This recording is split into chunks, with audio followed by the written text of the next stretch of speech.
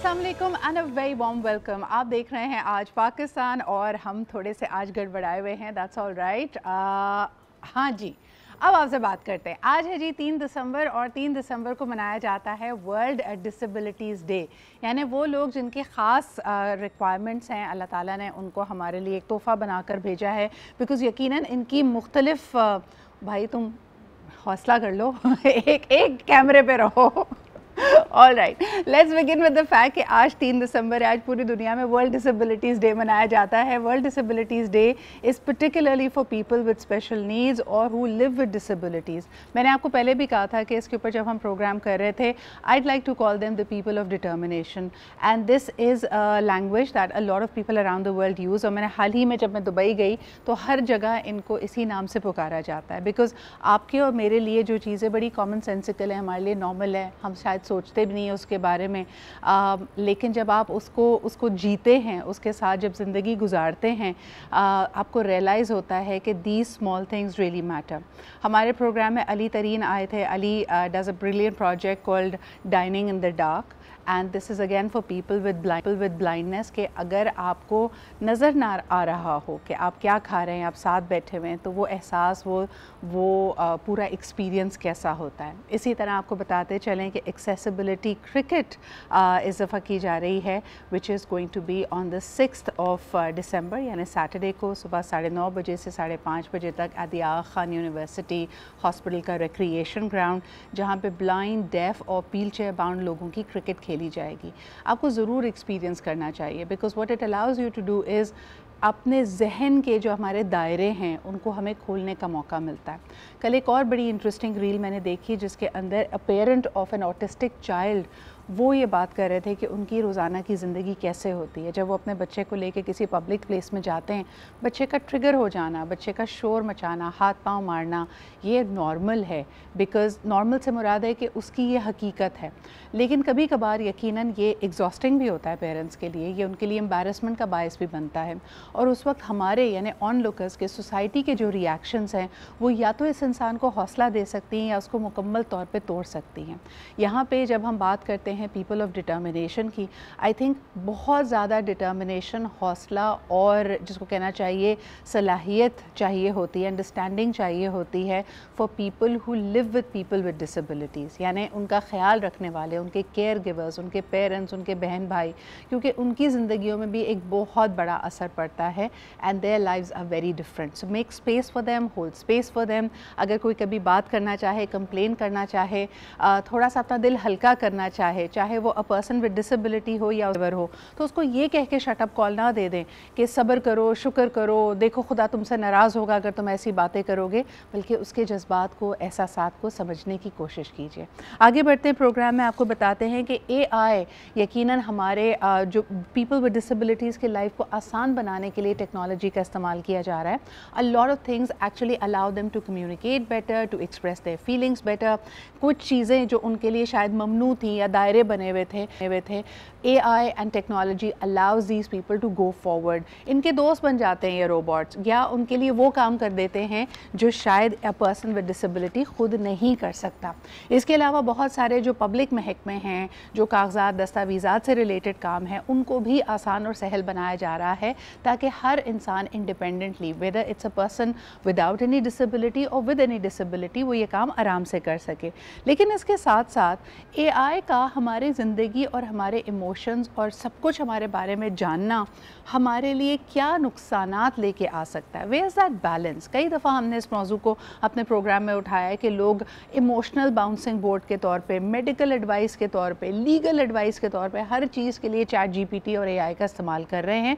ना सिर्फ ये कि कोडिंग कर रहे हैं या सोल्यूशंस निकाल रहे हैं, मगर डे टू डे लाइफ में अपनी तस्वीरें अपलोड करना, अपनी रिक्वायरमेंट्स अपलोड करना, अपनी इंटीमेट डिटेल्स यानी पर्सनल डेटा शेयर करना, लाइन कैसे ड्रॉ की जाए, और जहाँ ये सारा का सारा जिस ब्लैक होल में इंफॉर्मेशन जा रही है, और ख़ास तौर पे उन लोगों के लिए आगे जाकर लीडरशिप पोजीशंस पे भी आएंगे या करंटली लीडरशिप पोजीशंस पे, उनके पास सेंसिटिव डेटा भी हो सकता है। So are the organizations keeping up in creating that parameter? तो आइए इन तमाम मौज़ूआत पे बात करते हैं कि कितना सेफ़ है AI के साथ इंटरेक्ट करना, उसको अपनी इन्फॉर्मेशन देना। हमारे साथ मौजूद हैं डॉक्टर आतिफ फरीद मोहम्मद, आप चीफ AI ऑफिसर हैं एट रॉकवेल इन मैरीलैंड US से. आइए उनसे बात करते हैं. अस्सलाम वालेकुम डॉक्टर आतिफ. वालेकुम अस्सलाम, बहुत शुक्रिया आपका. डॉक्टर आतिफ, जहाँ पे AI के बहुत सारे बेनिफिट्स हैं, मुझे बताइए कि how do we draw the line, कौन कौन सी चीज़ों के बारे में हमें मोहतात रहना चाहिए उस पर्सनल डिटेल को AI या किसी भी AI टेक फोरम पे शेयर करने से पहले. जहाँ तक आर्टिफिशियल इंटेलिजेंस का आपके बारे में जानना है, जब तक आप उसे बताएंगे नहीं, आर्टिफिशियल इंटेलिजेंस उस सिलसिले में कुछ नहीं कर सकता. Okay. लेकिन चूँकि हम रहते हैं आम दुनिया में, हम कंप्यूटर इस्तेमाल करते हैं, आईपैड इस्तेमाल करते हैं, सेल फोन इस्तेमाल करते हैं, तो वो सारी ऐप्स जो इन डिवाइसेस पे हैं वो हमारी ब्राउजिंग हिस्ट्री, सर्च पैटर्न्स और जैसे हमारा इस्तेमाल का जो रवैया है, जिसे हम ऐप यूजेज बिहेवियर भी कह सकते हैं, हम जहाँ पे हैं उस लोकेशन को भी वो लेती है. तो एक कॉम्प्रिहेंसिव कंट्रोल वो हासिल कर रही होती है AI हमारी मालूमात के ऊपर.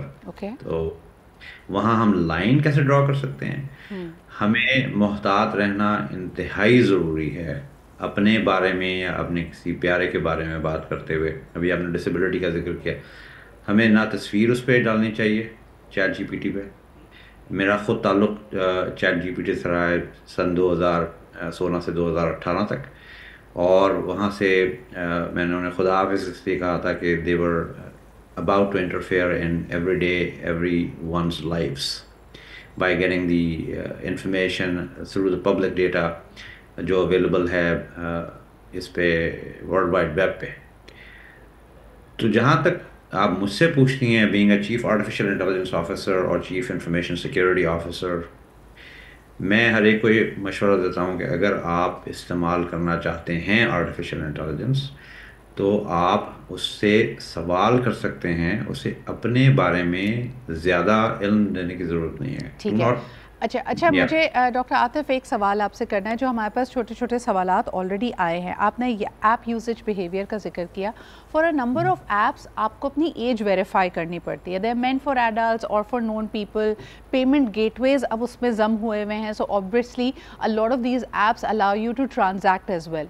एक सिंपल सा सवाल कि जब आप ईमेल अकाउंट बना रहे हैं या किसी ऐप पे रजिस्टर कर रहे हैं, अगर वो आपकी डेट ऑफ बर्थ मांगती है, because this date of birth is of course in your national ID as well, आपके passports में भी होती है. This is sensitive data. A lot of people use it as passwords as well. तो पहला सवाल जो आपके लिए आया है वो यही है कि क्या हमें अपनी accurate date of birth हर इस तरह की ऐप पे डालनी चाहिए?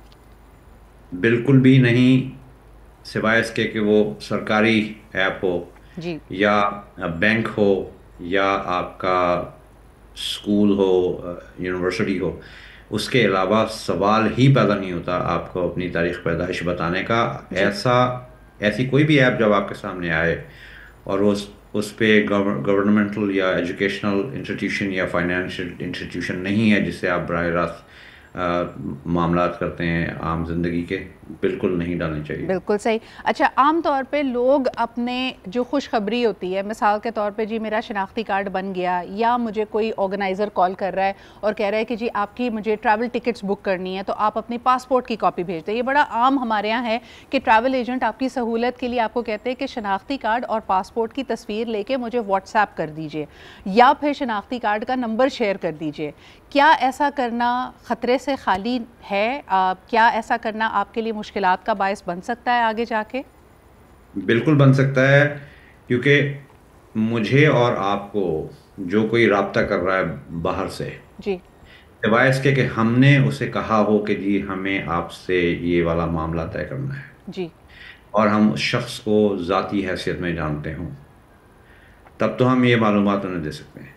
लेकिन व्हाट्सएप करना, स्कैन करके भेज देना standard, that is absolutely not a good practice. And this is a common practice. I am surprised आप इस वक्त अपने उम्रे के टिकट बुक कराना चाहें, किसी एजेंट से वीज़ा के लिए राब्ता करें, वो ये तमाम इन्फॉर्मेशन आपसे लेता है. और मुझे ये समझ नहीं आती आतिफ साहब, we have to emphasize the fact कि हो सकता है इस बंदे का कोई malicious इंटेंट ना हो, लेकिन जिस तेज़ी के साथ हमारे यहाँ आजकल व्हाट्सएप हैक कर लिया जाता है, if this person's WhatsApp is compromised, then imagine all your data being leaked or being used by somebody else. आगे बढ़ते हैं, मुझे ये भी बताइएगा कि جو تصویریں ہوتی ہیں اور خاص طور پہ مائنرز کی تصویریں ہیں، پاکستان میں پوری دنیا میں ہم یونیورسلی ایسے بہت سارے گروہوں کو دیکھتے ہیں جو بچوں کی تصویریں اور ان سے ریلیٹڈ انفارمیشن کو مس یوز کرتے ہیں، لیکن پھر بھی بہت سارے انفلوئنسرز اپنے گھر کی، فیملی کی، بچوں کی انفارمیشن آن لائن ڈال رہے ہیں، سوشل میڈیا پہ ڈال رہے ہیں.